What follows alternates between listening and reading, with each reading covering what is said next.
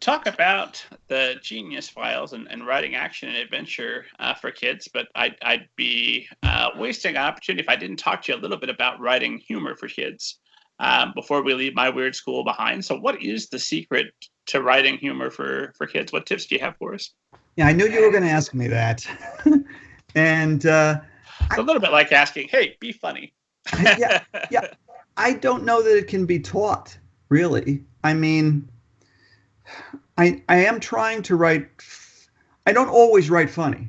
I mean, the Genius Files isn't that funny, and some of my other books are not that funny. But my weird school, I am obviously trying to be funny, but I don't feel like I'm working hard at it, and I don't feel like I can tell people how to do it other than to just, if you're funny, be yourself. If you're not funny, don't try and be funny.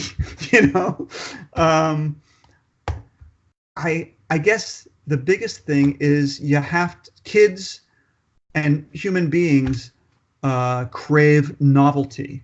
And if you surprise them, and if you surprise them in unusual ways, it will be amusing.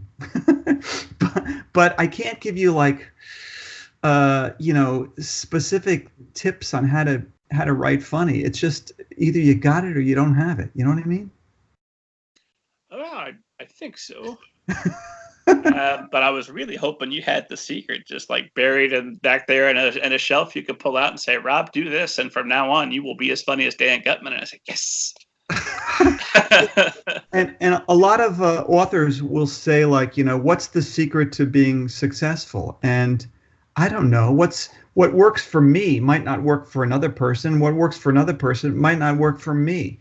There's no secrets. It's really just you have to bust your ass for 20 years doing all the wrong things until you find the thing that really works for you. And that's what I've found has, I tried writing screenplays. That didn't work. I tried writing newspaper articles and magazine articles and books for grown-ups, and none of them were successful for me. I've written a lot of children's books that were not successful for me, but a few of them have been. And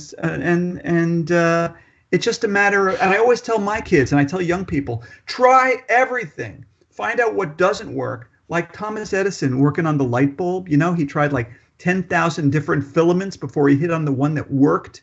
You got to try a million things that don't work before you find the thing that actually does.